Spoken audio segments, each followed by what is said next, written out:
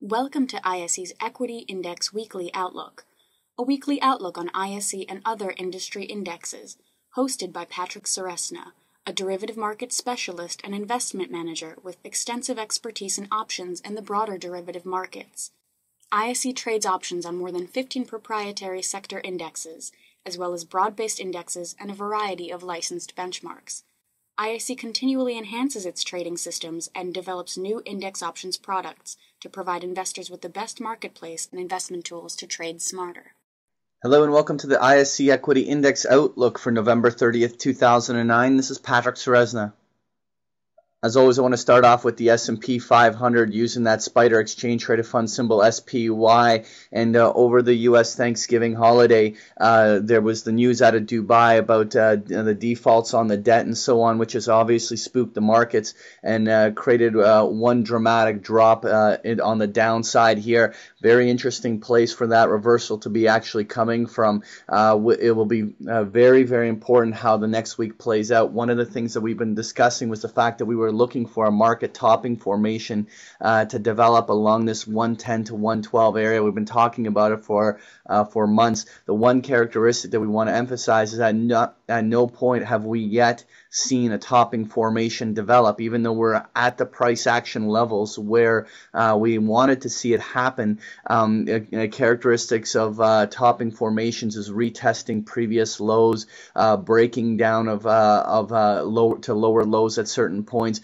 We haven't seen anything of that nature, and even the sell-off that we saw here come on that shortened Friday session is simply not enough evidence to conclude that a top definitely is in or anything of that nature. So the next week or two of price action will be very important. The one pattern we've been talking about for several weeks now is the fact that when we come up here for that retest into the 110, 112 zone, we would have a reversal that comes all the way back down to that 103 to 105. It'll be very important to see whether we get that this week. It would be a huge accomplishment for the bears, and it would certainly be something that would have the bulls start second guessing the current trend in place, and certainly that would start to put the blocks in place for what could be a market reversal and a multi-month correction on the downside. But I do want to emphasize, if a catalyst like this cannot bring the bears out and rally them together to bring the market down, if all we see is a retracement that comes down into these zones over here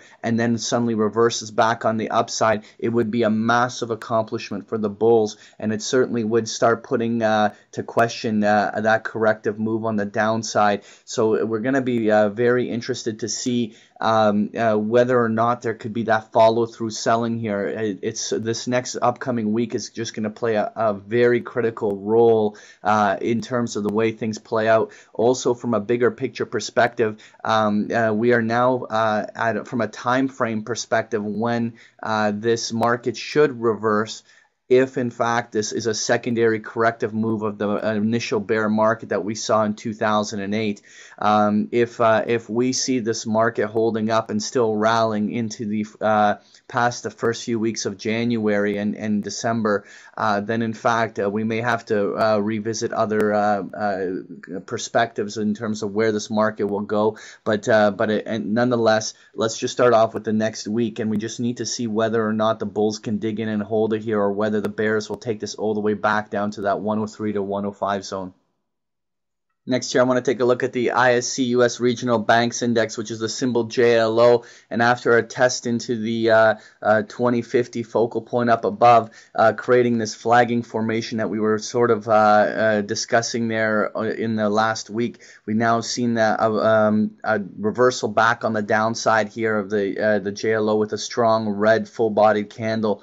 At this juncture, we are open to the idea that the regional banks could go through a sell cycle, not only retesting that 18.5 to 19 bottom, but a measured move on the downside could see it go as low as the 18 to 17 level on the downside in this first push. So we're going to be watching to see whether or not there's that follow through of this breakdown candle. A lot of this will also play out on the S&P, so you need to watch the broader market at the same time. But if there is broader selling coming in, then that's a pretty good downside target to have for the first push. Next here, I want to take a look at the ISE Syndex, which is the symbol SIN. This is an index of all the casino, tobacco, and distiller companies.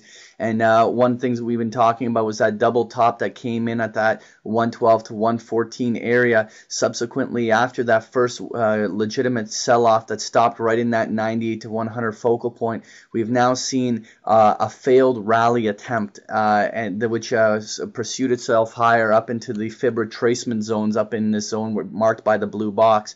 And subsequently now a breakdown candle.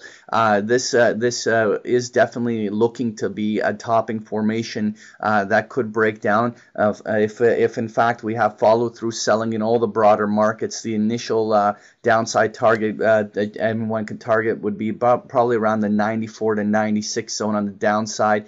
If in fact that selling intensifies, though, we could see a push all the way back to the 82, 87 zone on the downside. Next here, I want to take a look at the ISE Home Builders Index, which is the symbol RUF. And again, the home builders have been following a pattern of lower highs and lower lows. And we again saw a reversal come on the downside, especially on that shortened Friday day. We're right now in the dead center of that 9 to 9 1/4 focal point. If there's any follow through selling below this $9 level on the downside, it does open the window for another push lower. And even though we have the 7 to 7 1/4 focal point on the downside, that's only a place where the home builders will reach if there's a very bigger picture sell-off in the broader markets. Initially, anyone that's looking at participating on the downside of this play should be targeting somewhere in the 8 to 8.5 area on the downside. That would be a logical place for this next leg to first reach and a consolidation to occur in there. Next here, I want to take a look at the ISE Natural Gas Index, which is a symbol FUM. And we did have a temporary pop higher on the index based on a rally in the natural gas commodity itself, which was quickly reversed with the selling that come on that shortened Friday.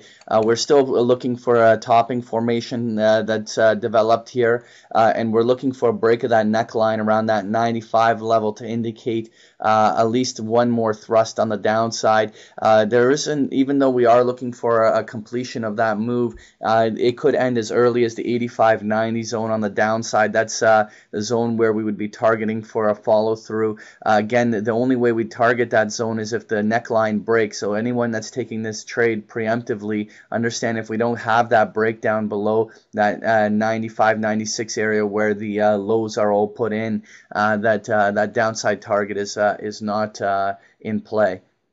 And finally, I want to take a look at that ISE Mini FTSE 100 Index, which is the symbol UKX. In the UK market, also had a very strong reversal. We had to adjust our focal point from the 525.30 area up to the 535.40. We had a second retest of that area last week and a reversal out of there with that big drop. So at this point, we know that that's the key overhead resistance level that we're going to be focusing on. Now, what will be, again, no different than what we've seen in the S&P, will be vital, will be where I circled in that the retracement zone. If all the selling from this is all contained within that circled area, then the market could still very easily roll back up on the upside. What we're really looking to see again is whether the bears can take this news and actually run with it and cause some damage. What would be a plus for the bears, which certainly the bulls don't want, is the selling to be pushed all the way down to that 495 to 500 focal point. If the selling intensifies back down into those zones, again, we would be looking for a topping formation to start developing. So I can't stress how important this week will play out, as we're going to want to see whether or not the bulls dig in and hold the line in here, or whether a bigger picture market correction is starting off here. That was your ISE Equity Index Outlook. Thank you for joining me. Thank you for participating in this week's session. Please join us again next week. For more information about Patrick Ceresna and to sign up for free index options trade alerts, visit www.optionsource.net.